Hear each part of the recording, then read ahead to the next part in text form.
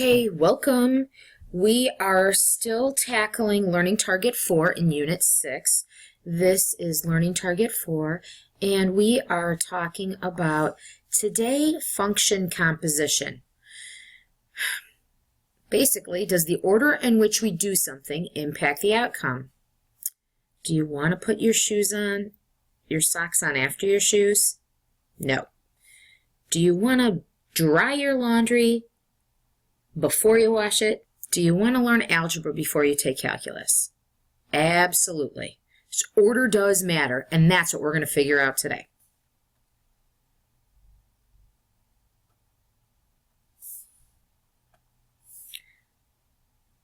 Okay, function composition, page 400 in your book. The composition of a function g with function f is written as g circle f, okay? G circle f. It's an open circle, not closed.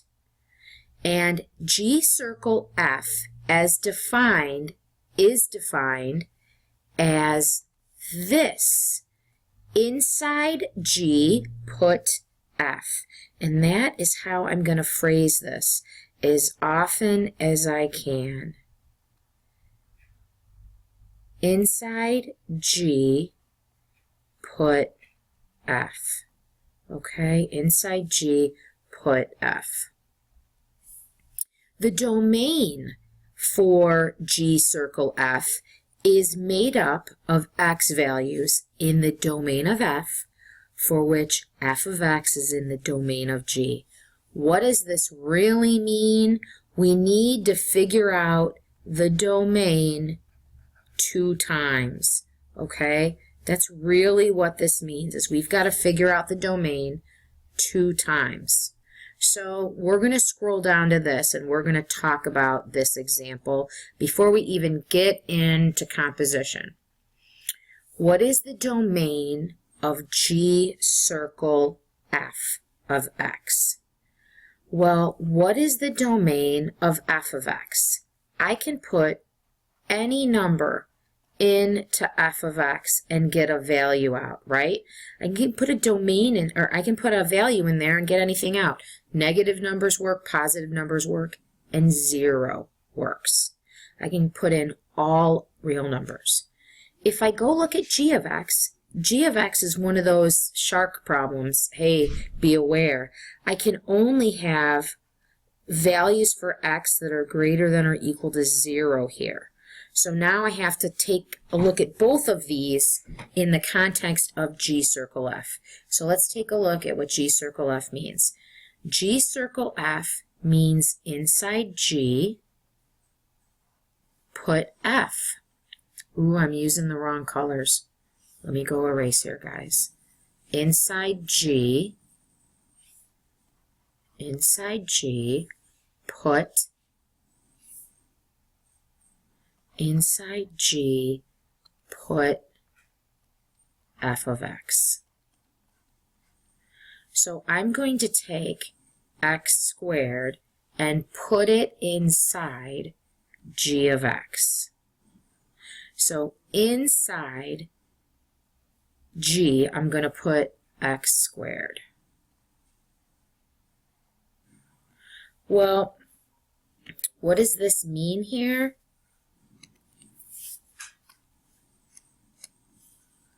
What does this mean here?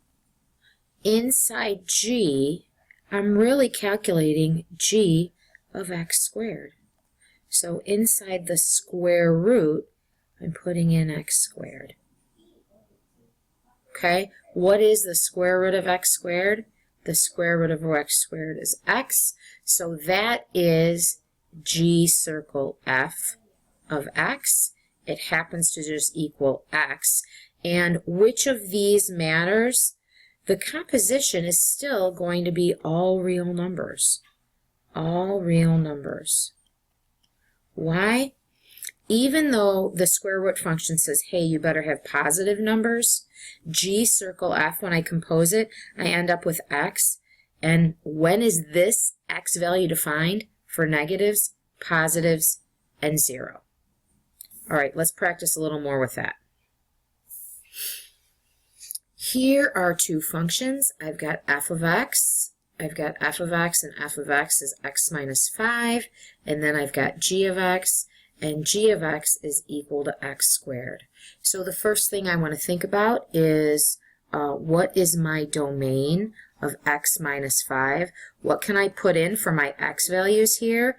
This is all real numbers. I can put anything I want into this function and get a result.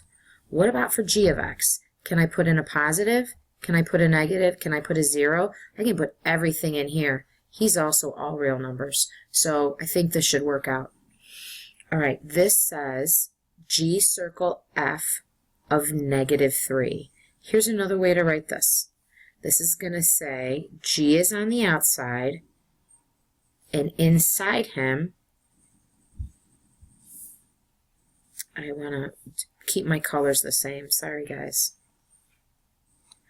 Inside G, I'm going to put what? I'm going to put f of x. Inside G, I'm going to put f of x. So I'm going to write my G, and instead of putting f of x, what does f of x equal? X minus 5. That's what I'm going to do. So g of x minus 5. So what I'm going to come over here and do now is g happens to be x squared. So I'm going to put my bucket, put my squared, and then everywhere I see x, I'm going to put x minus 5. So g circle f of x is equal to x minus 5 squared. What's the domain of this function? The domain of my composition is all real numbers. And if I'm going to evaluate g circle f at negative 3, if I'm going to evaluate g circle f at negative 3, what that means is anywhere I see an x, I'm going to put in my negative 3. So negative 3 minus 5, that's going to give me a negative 8 squared, which turns out to be 64. So we did a couple things. I found that, and I know his domain is all real numbers. All right, let's try another one. Remember from yesterday's lesson when we talked about something with a denominator of 0. I had that shark picture. This is my shark problem. My domain for f of x is restricted. I can never have 0 in the denominator. So here, x can never equal 0. If I come over to g of x, well, he's a line. X plus 8 is a line. I can put any number in. He's all real numbers. Let's just see what happens when we do this g circle f. So what this says is inside g, put f of x. All right, so g of x is this. What is g of x? G of x is x plus 8.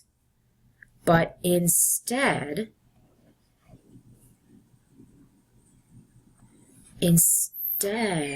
of x, I need to put in f of x. Well, f of x happens to be this expression 2 divided by x. So I need to put in 2 divided by x. I need to put that into here. Wherever I see an x, I'm going to put in 2 over x.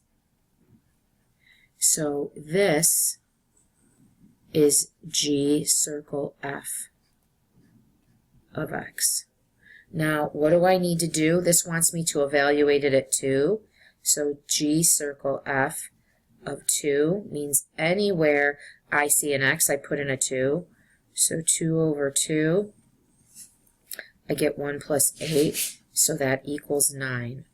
All right, let's go back through one more time, and let's think about exactly what we did here. What we said was inside G, which is x plus 8, put in the function f of x. So instead of writing f of x, ooh, I lost my thing. I'm going to put 2 over x in. So I'm going to say g of 2 over x is equal to, in place of x, what am I putting in there? 2 over x. So this is my G circle F. And then I came down and it said, well, we want you to evaluate that thing at 2. So G circle F of 2 is just 2 over 2 plus 8, which equals 9. That's recapping. All right, let's try another one. This is saying the same thing. Find inside F, put G, or inside G, put F. So it's giving me my functions here. I'm using a 2x and I'm using an x plus 8. Well, I'm going to write f of g of x. This really says inside f, put g. So that would kind of look like,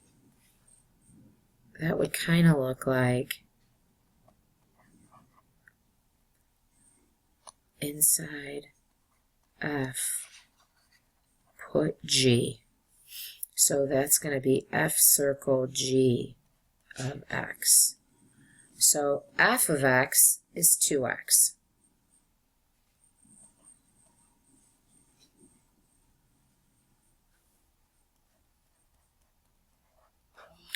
There's my g of x. And this is 2 times whatever my input is. Well, my input is f of 8. F of 8 plus x. So I have 2, and instead of x, I'm writing x plus 8 there. And now I just clean this up. This simplifies to 2x plus 16. So what I can say is f circle g of x is the same as inside f, put g, and it equals that. All right, let's do the opposite. Let's do g of f of x. So we're going to go down here and find, where am I writing?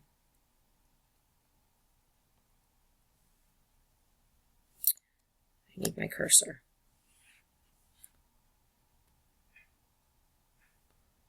Okay, so I'm going to come down here and we're going to do g of f of x. Well, g of f of x,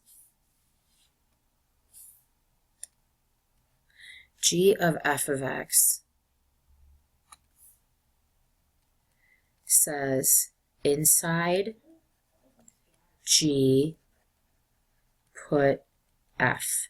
So what I'm going to do is I'm going to put g, and g is this x plus 8, right?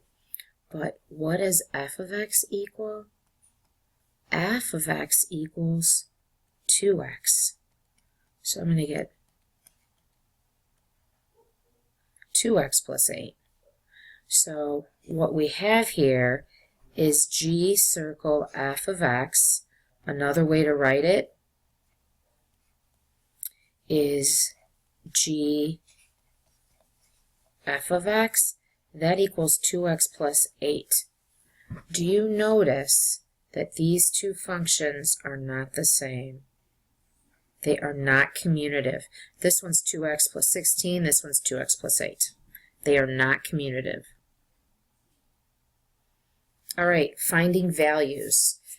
You're going to ask to find values of these things, which we've already done in our examples, so we're going to skip that. We're going to go on to a word problem. Okay, this is real world stuff right here.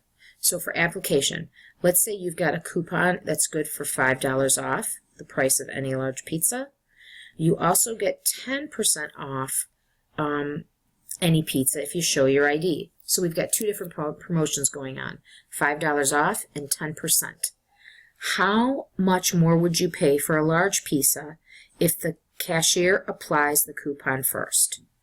So how do we do this? The first thing that we need to do is define a variable. We're going to say x is the price of the pizza.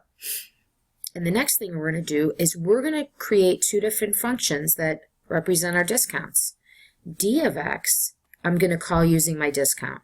if I use my discount and my student ID, I get 10% off the price of a pizza.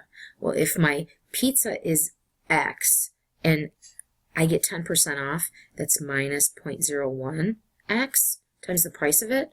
So I end up with 0.9x. So that is the price of the pizza using the discount first. C of X is, I'm going to use the coupon. So my coupon is just $5 off the price of the pizza. So whatever my pizza is, I take $5 off. So those are my two functions. So the question is, how much more would you pay for a large pizza if you apply the coupon first? So we need to do a couple calculations here. The first calculation is we need to do the coupon first, the discount second. Well, the coupon first, the discount second is going to be inside D, put C. Inside D, put C. This would also be, I should use capital letters here, shouldn't I? This would also be D, circle C of X. So I'm going to write down my function D. D of X is this. So D of X is equal to 0.9x. But inside D, I'm going to put function C. So right here, I'm going to go put that. So inside D, I'm going to put x minus 5. And what I end up with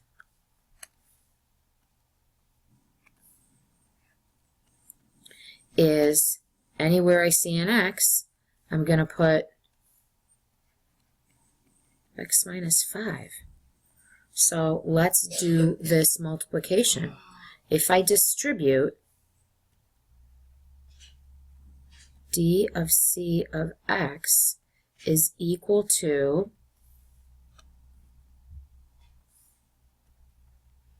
0.9x minus, what is 0.9 times times a negative 5? 0.9 times a negative 5. So I'm going to pull out the calculator. 0.9 times a negative 5. 0.9 times negative 5 should give me a negative 450. I forgot my minus sign there. So what we're going to have is 450. So that is what we're going to pay if we do coupon first, discount second. And what did the question ask? How much more would you pay for a large pizza if the cashier applies the coupon first? Well, this is the price if we do the coupon first. We're going to use this right here. So we're going to come back and get this in a minute. We need to figure out the other way. What if we did the discount first, the coupon second? So we're going to go in opposite order here. So this is saying inside C, put D. Inside C, put D. So here's C. So C of X is equal to x minus 5, but what we're being asked to do is put function D inside of it. So inside C, I'm going to put what? Inside C, I'm going to go put 0.9x. So everywhere I see an x, I'm going to put a 0.9x in its place. So now we can actually do some comparison. If we do our discount first, coupon second, we're going to use 0.9x minus 5. And our other option was coupon first, discount second. And what was that when we did coupon first, discount second? 0.9x minus 450. 0.9x minus 450. So we're going to compute now. Okay? Let's just pretend that we're going to let x equal $10 because that's an easy number to work with. So if I do my discount first, my coupon second, and my pizza's $10, 0.9 times 10 minus 5 is going to be $9 minus 5. So if I do this order, it's cost me $4. If I come over here and I do my coupon first, I'm going to take 0.9 times 10 minus 450.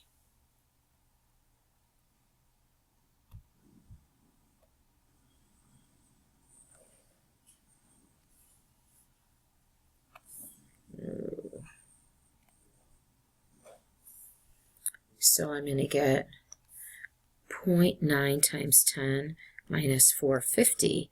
So I end up with $9 minus $4.50.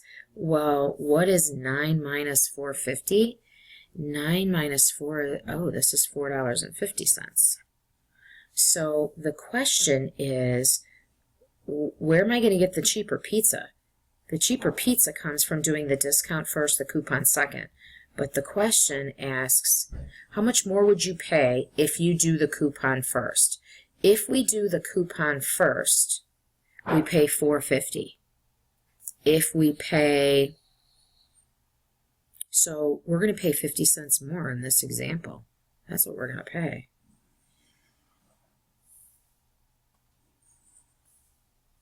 So how do I want to write that? I need to erase what I just scribbled, sorry. How much more would we pay in our example? We'd pay 50 cents more. That's how we figure those out. All right. Here's your entrance slip for class. Be ready for an f of x and a g of x.